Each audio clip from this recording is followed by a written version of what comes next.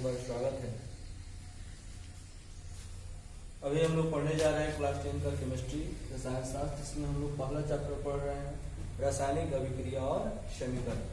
रासायनिक अभिक्रिया और समीकरण में हम लोग जान चुके हैं कि रासायनिक अभिक्रिया क्या होती है, कैसे रासायनिक अभिक्रिया का प्रोसेस होता है, रासायनिक अभिक्रिया से हम रासायनिक समीकरण कैसे प्राप्त करते हैं और उसका निरूपण कैसे करते हैं, यह क्रिया किस प्रकार से होती है। इसके अलावा रासायनिक समीकरण के क्या लाभ हैं, क्या दोष है, दोष करने के उपाय हैं, कैसे इसको लिखते हैं, यह सारी बातें हम लोग पढ़ चुके हैं। अभी आज हम लोग जानने जा रहे हैं कि मुख्यतः जो हम लोग के सिलेबस वर्ग 10 के सिलेबस में पढ़ना है उसके अंतर्गत रासायनिक समीकरण को मुख्य रूप से कितने भाग में बांटा गया है।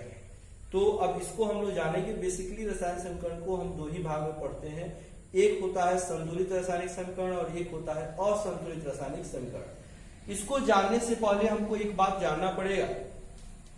जैसे पिछले क्लास में हम बताए थे परमाणु और अणु। जैसे हम H2O लिखते हैं तो इसमें हमको देखना पड़ेगा कि कौन कौन से तत्व के परमाणु हैं। इसके लिए तत्व का संकेत याद रहना आवश्यक है। जैसे इसमें अगर संकेत याद है तो एक हाइड्रोजन है और एक ऑक्सीजन है। हमको कुछ और बात का ध्यान रखना पड़ेगा। जैसे हम लिखते हैं N और I, N और I, CO, CO। देखिए इसमें अंतर समझिएगा थोड़ा। यहां पर देखिए कि N भी हम बड़ा लिखे हैं और I भी बड़ा लिखे हैं। यहां पर देखिए N बड़ा है और I छोटा है। यहां देखिए C भी बड़ा है और O भी बड़ा है। यहां C बड़ा है, O छोटा है। ध्यान रहे कि अगर कोई भी हम यौगिक का सूत्र लिख रहे होते हैं, लिखते हैं, उसमें अगर पहला संकेत जो अंग्रेजी अल्फाबेट के बड़े अक्षर के द्वारा लिखा जाता है, अगर पहला जो अक्षर हो वह बड़ा हो और उसके तुरंत बाद बड़ा ही आए तो दोनों दो तत्व के परमाणु को इंगित करता है। अगर एक बड़े के तुरंत बाद एक छोटा आ जाए अंग्रेजी अल्फाबेट तो समझ लीजिए कि दोनों मिल करके एक तत्व के परमाणु को इंगित करता है। जैसे यहां देखिए N भी बड़ा है और I भी बड़ा है। इसका मतलब है कि N एक अलग परमाणु है और I एक अलग परमाणु है। यानी कि यहां पर यह है nitrogen iodide, nitrogen iodide, nitrogen है और आयोडीन है। यहां देखिए N बड़ा है, I छोटा है। तो यहां पर पहला लेटर बड़ा है या दूसरा लेटर छोटा है तो यह एक ही परमाणु को यह बताएगा, यह हो गया निकेल। क्या हो गया? निकेल। ठीक उसी तरह से यहां पर देखिए कार्बन है, C बड़ा है, O भी बड़ा है। तो यह कार्बन मोनोऑक्साइड, यानी कि दोनों दो परमाणु हैं जो अलग अलग तत्वों के हैं। लेकिन C बड़ा है, O छोटा है, तो यहां पर यह एक ही एलिमेंट के परमाणु के, एक ही तत्व के परमाणु को बता रहा है जो है कोबाल्ट। इस बात का एकदम ध्यान रखेंगे लिखने पर भी और लिखे हुए को देखकर समझने पर भी, क्योंकि अभी जो हम लोग पढ़ने जा रहे हैं उसमें इस सब का बहुत ही महत्वपूर्ण योगदान है। इसके अलावा कुछ और बात समझेंगे। जैसे हम यहां पर लिखे H2O तो हमने कहा एक हाइड्रोजन है और एक ऑक्सीजन है, तो हम पूरा कहते हैं H2O का एक वो अणु है। H2O का एक अणु है जिसमें हाइड्रोजन का 2 परमाणु और ऑक्सीजन का 1 परमाणु शामिल है। इसमें हाइड्रोजन का 2 परमाणु और ऑक्सीजन का 1 परमाणु शामिल है। परमाणु की पहचान कैसे करेंगे? तो किसी भी सूत्र में जो तत्व का संकेत लिखा होगा जिसे परमाणु कहते हैं, उसके दाएं तरफ नीचे जो संख्या लिखी होती है वह संख्या उसके परमाणु की संख्या होती है। जैसे हमसे पूछा जाए Al2SO4 3, Al2SO4 3। अब यहां देखिए Al, अभी हमने बताया कि पहला लेटर बड़ा और दूसरा लेटर छोटा लिखते हैं तो वह अलग अलग दो परमाणु को एक ही परमाणु को बताता है। यहां पर A बड़ा है, L छोटा है तो एक ही परमाणु का संकेत होगा। और जब आप याद रखेंगे नहीं, 118 याद रख सकते हैं तो कम से कम 30 ही याद रखिए, 40 ही याद रखिए। इसके अलावा कुछ मुख्य रूप से और इंपॉर्टेंट है, जैसे पारा है, सोना है, चांदी है, प्लेटिनम है, इन सब मुख्य तत्वों, कॉपर है, इन सब मुख्य तत्वों का आप संकेत, कम से कम संकेत याद रखना होगा संतुलित रासायनिक समीकरण को पढ़ने हेतु। तो यहां पर देखिए कि ए है, एल है, तो यह एल्युमिनियम हो गया। एल्युमिनियम के दाएं तरफ नीचे एक संख्या लिखा हुआ है 2, यानी कि एल्युमिनियम का परमाणु कितना हो गया? 2 हो गया।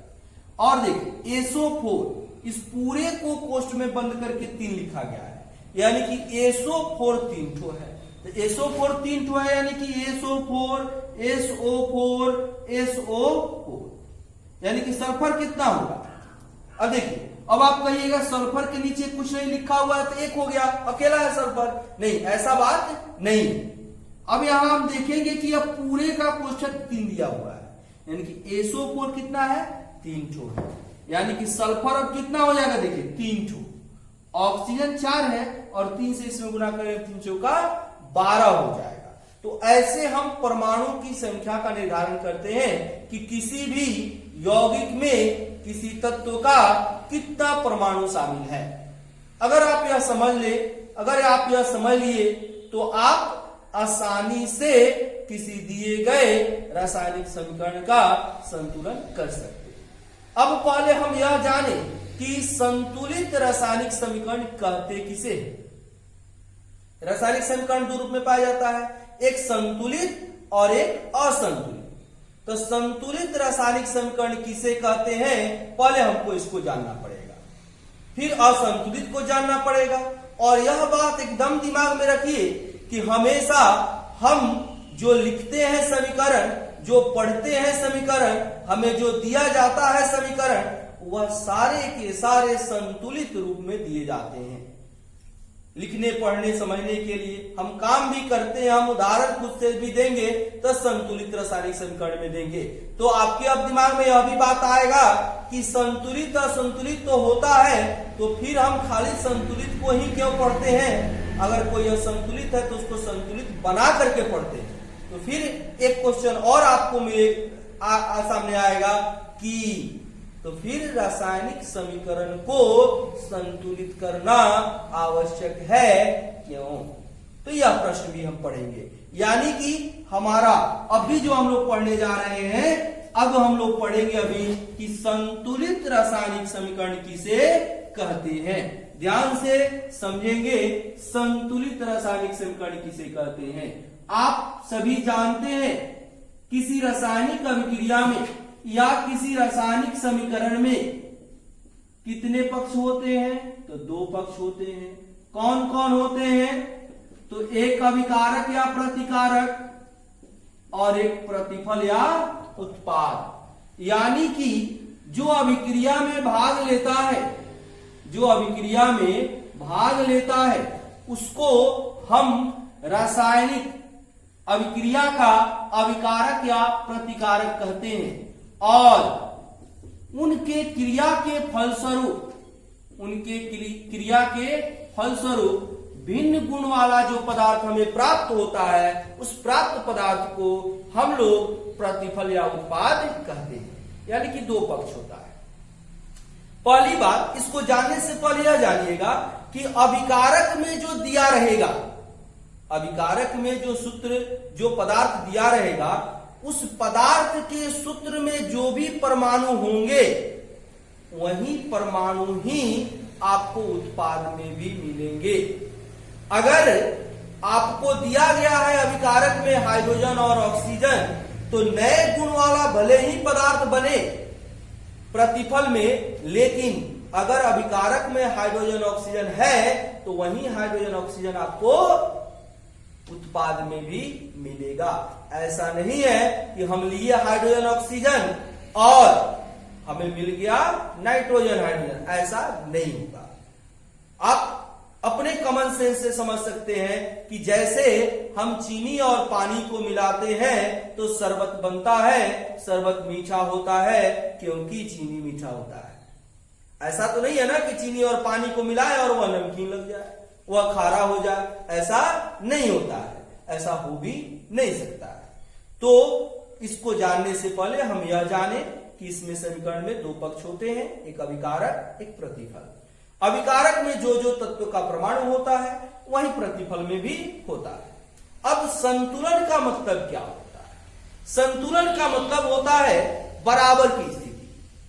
हम लोग पहले टायर बैल पर चढ़ते थे तो अगर भार बराबर नहीं होता था तो बैल टायर ऊपर नीचे हो जाता था, जिसको कहते थे उलाड़ हो जाना। तो हमेशा हम बैलेंस करके ही चलते हैं, है ना। हम अपने शरीर का बैलेंसिंग करें, हम किसी स्थिति को बैलेंसिंग करें, हम अपने परिवार को बैलेंसिंग करें, हम अपने खर्च को बैलेंस करें। मतलब ऐसा तो नहीं है ना कि हम कमाए 100 रुपया और खर्च करें 150 रुपया, तो यह तो बैलेंस नहीं हुआ। हमारे पास जो होगा उसी में से थोड़ा थोड़ा खर्च हम करते हैं। तो उसी के लिए यहां पर भी जो आपको अभिकारक में मिलेगा उसी को बराबर करना है कि अब प्रतिफल के ही बराबर रहे। तो अब इसको इतना बात समझ लिए कि क्या होता है क्या नहीं होता है, तो कैसे करेंगे। तो रासायनिक समीकरण में आता है पदार्थ, पदार्थ में आता है यौगिक, यौगिक जो होता है वह परमाणुओं का समूह होता है, उसमें परमाणु शामिल होते हैं। तो जो अभिकारक में किसी तत्व के जितने परमाणु होंगे, अगर उतने ही परमाणु उस तत्व के प्रतिफल में भी हो, यानी कि जितना परमाणु का संख्या अभिकारक में आपको मिल रहा है, दिखाई दे रहा है, अगर वही प्रतिफल में है तो आपका वह संतुलित है। चलिए अब इससे हम बनाते हैं परिभाषा कि संतुलित रासायनिक समीकरण किसे कहते हैं। तो ऐसा रासायनिक समीकरण जिसमें अभिकारक में शामिल प्रत्येक तत्व के परमाणुओं की संख्या जब प्रतिफल में शामिल उसी तत्व के परमाणुओं की संख्या के बराबर हो, तो उसको, उस समीकरण को हम संतुलित रासायनिक समीकरण कहते हैं। आइए लिखेंगे, ध्यान दें, आपका यह क्वेश्चन हो गया संतुलित रासायनिक समीकरण किसे कहते हैं। तो वैसा रासायनिक समीकरण, वैसा रासायनिक समीकरण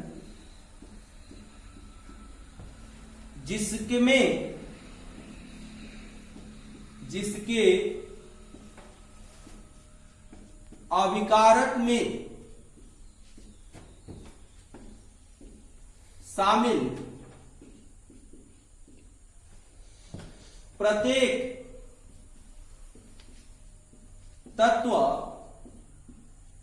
के परमाणुओं की संख्या प्रतिफल में शामिल, प्रतिफल में शामिल तत्व के परमाणुओं की संख्या के बराबर हो तो उस समीकरण को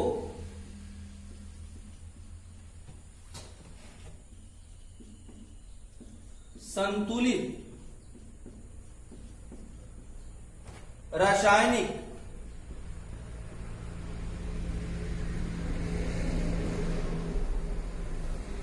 समीकरण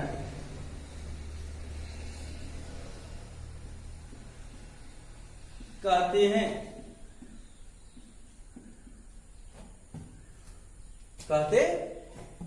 यानी कि जो अभिकारक में तत्व शामिल है उसका जितना परमाणु का संख्या होगा, अगर वही प्रतिफल में भी परमाणुओं की संख्या है तो उसको संतुलित रासायनिक समीकरण कहते हैं।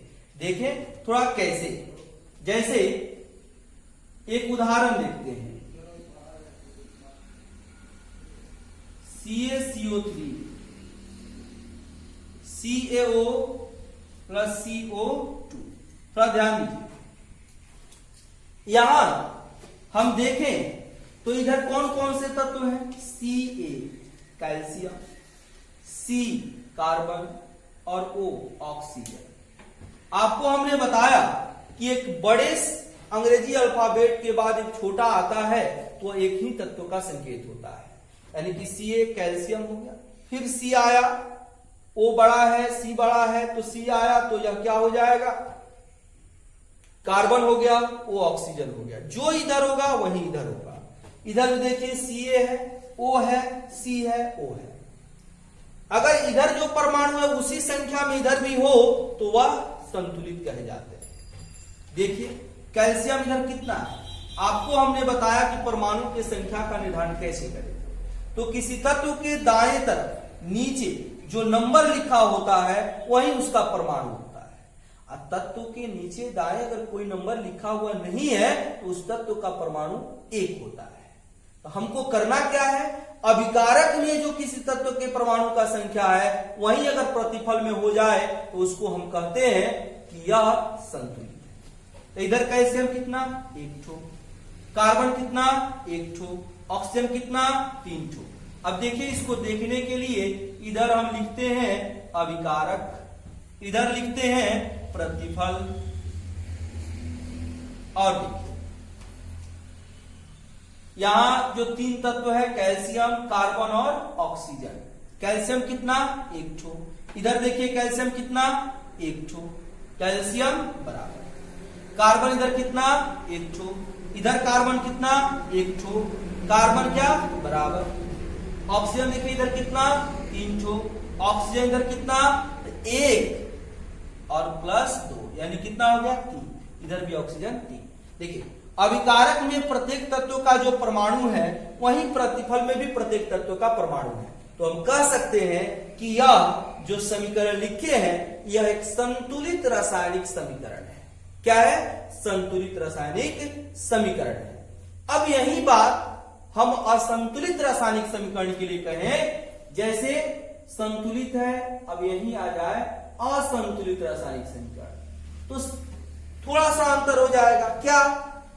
तो अगर अभिकारक या प्रतिकारक में शामिल प्रत्येक तत्व के परमाणुओं की संख्या प्रतिफल में शामिल प्रत्येक तत्व के परमाणुओं की संख्या के बराबर नहीं हो तो उस रासायनिक समीकरण को हम असंतुलित रासायनिक समीकरण कहते हैं।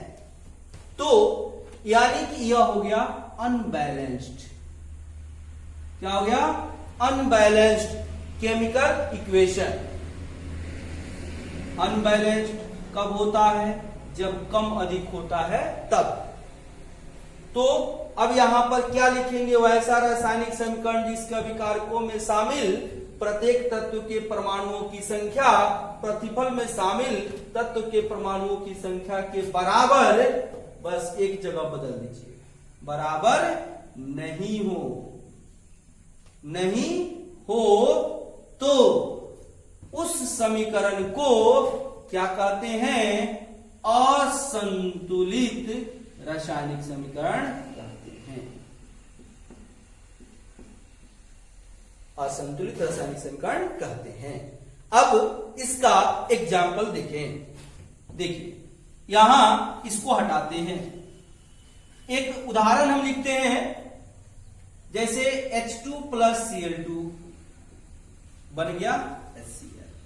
अभी कैसे बनता है, क्यों बनता है, जब हम क्रिया करेंगे तो हम लोग जानेंगे, लेकिन अभी हम लोग सिर्फ इसको जानेंगे कि अगर दिया गया है तो इसको हम कैसे बैलेंस करते हैं। इधर देखिए अभिकारक और प्रतिफल, कौन कौन तत्व है? हाइड्रोजन और क्लोरीन। अभिकारक में हाइड्रोजन कितना है बोलिए? 2, और इसमें देखिए इसके नीचे इसके बगल में दाएं कुछ नहीं लिखा हुआ है तो 1 हो गया। अभिकारक में क्लोरीन का हुआ है 2 ठो। यहां देखिए Cl के नीचे दाएं कुछ नहीं लिखा हुआ है, जब कुछ नहीं लिखा होता है तो 1। अब मिलाइए, संतुलित होता कब? जब जिधर हाइड्रोजन अभिकारक में 2 है तो इधर भी 2 होता है।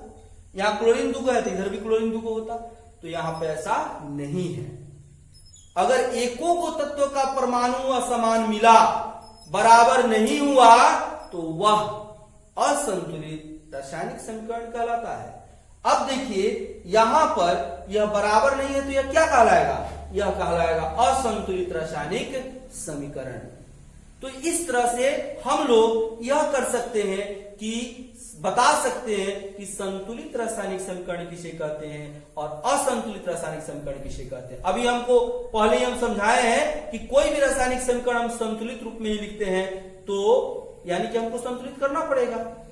तो सबसे पहले अब हमको यह जानना आवश्यक है कि रासायनिक समीकरण को जब संतुलित रूप में ही लिखते हैं तो उसको आखिर में संतुलित करना आवश्यक ही क्यों है, क्यों बिना संतुलित किए ही नहीं पढ़ सकते हैं। तो अब यह अगला क्वेश्चन हम पढ़ेंगे, रासायनिक समीकरण को संतुलित करना आवश्यक है क्यों। तो आइए देखते हैं रासायनिक समीकरण को संतुलित करना आवश्यक है क्यों। अब हमको यह जानना है कि रासायनिक समीकरण को संतुलित करना आवश्यक ही क्यों है। यह जाने, आपने 9th क्लास में पढ़ा है द्रव्यमान संरक्षण का नियम। आपको पता है कि जब कोई पदार्थ को मिलाते हैं और नया पदार्थ बनता है तो उसका द्रव्यमान संरक्षित होता है, यानी कि जितनी मात्रा में आप पदार्थ को लिए होते हैं जब बनता है तो उतना ही मात्रा चाहिए। ऐसा तो नहीं है ना कि 1 किलो पानी ले लें, आधा किलो चीनी ले लें तो वह 2 किलो हो जाएगा या 1 किलो हो जाएगा। नहीं, जब उससे बनने वाला जो पदार्थ होगा उसी के अकॉर्डिंग होगा, उतना ही मात्रा में बनेगा।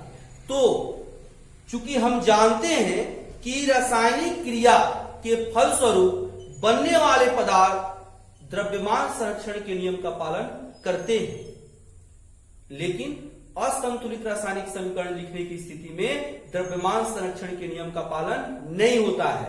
वहां पर अभिकारक का कुछ और द्रव्यमान मिलता है, प्रतिफल का कुछ और द्रव्यमान मिलता है। तो द्रव्यमान संरक्षण का नियम का पालन कर सके समीकरण, इसीलिए रासायनिक समीकरण को हम संतुलित करते हैं। तो यहां पर लिखेंगे हम क्यों, क्योंकि असंतुलित रासायनिक समीकरण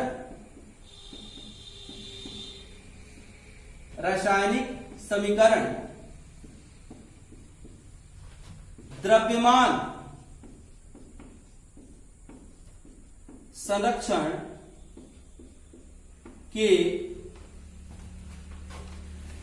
नियम का पालन नहीं करता है।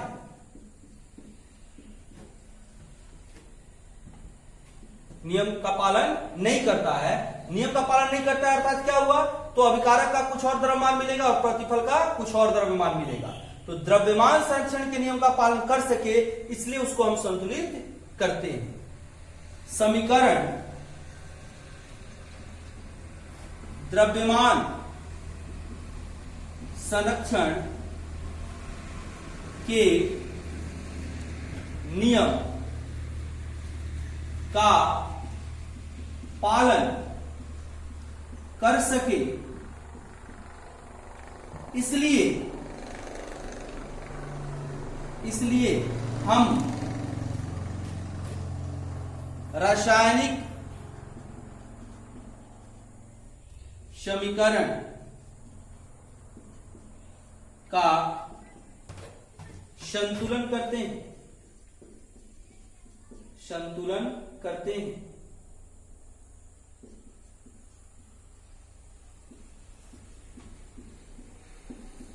अर्थात हम कह सकते हैं कि द्रव्यमान संरक्षण नियम के प्रतिपालन हेतु असंतुलित रासायनिक समीकरण को संतुलित रासायनिक समीकरण के रूप में बदलते हैं। अब जैसे देखिए हम एक यहां पे उदाहरण लेते हैं, जैसे H2 प्लस HCl, यह आपका हो गया अभिकारक और यह प्रतिफल हो गया। हाइड्रोजन H2 है, एक हाइड्रोजन के परमाणु का द्रव्यमान 1.008 होता है, लेकिन अप्रॉक्स उसको हम 1 लेकर के चलते हैं। 2 परमाणु है, 2 गुना 1 2 ग्राम हो गया। क्लोरीन के एक परमाणु का होता है 35.5 गुना 2, यह 71 हो गया। दोनों को जोड़ देंगे तो 2 + 71 73 होगा। इधर देखिए एक हाइड्रोजन है तो एक का 35.5, ये हो गया 36.5। अब देखिए आप लिए थे 73 ग्राम, 73 यूनिट अभिकारक, लेकिन हमें मिला कितना 36.5। तो यह सही नहीं है द्रव्यमान संरक्षण के नियम के अनुसार। अब देखिए जब इसको संतुलित कर देते हैं, जब इसको संतुलित करेंगे तो इसको लिखते हैं H2 + Cl2 और 2HCl। अब कैसे संतुलित करते हैं हम लोग, हम बताएंगे कैसे संतुलन करते हैं, घबराइए नहीं। अब यहां देखिए इधर कितना आया है 73 और इधर 2 गुना है ना, तो 2 गुना 36.5, 2 × 5 = 10 का 0 हाथ लगा 1, 2 × 6 = 12, 1 13 का 3 हाथ लगा 1, 2 3 6 1 7, 73। इधर भी 73 और इधर भी 73। देखिए जब हमने संतुलित इसको कर दिया तो अभिकारक का द्रव्यमान प्रतिफल के द्रव्यमान के बराबर आ गया, लेकिन इस स्थिति में दोनों अलग अलग है। तो अब रासायनिक समीकरण का संतुलन क्यों करते हैं, क्योंकि असंतुलित स्थिति में रासायनिक समीकरण द्रव्यमान संरक्षण के नियम का पालन नहीं करता है, लेकिन जब संतुलित कर देते हैं तो द्रव्यमान संरक्षण के नियम का पालन करने लगता है। इसलिए कि रासायनिक समीकरण द्रव्यमान संरक्षण के नियम का प्रतिपालन कर सके उस समीकरण को संतुलित करते हैं। तो अगले क्लास में अब हम लोग जानेंगे यहां से अगला टॉपिक कि रासायनिक समीकरण का संतुलन कैसे करते हैं, यानी कि जो समीकरण असंतुलित है उसको संतुलित कैसे बनाते हैं। तब तक के लिए धन्यवाद। इसको पढ़िए, आगे देखिए।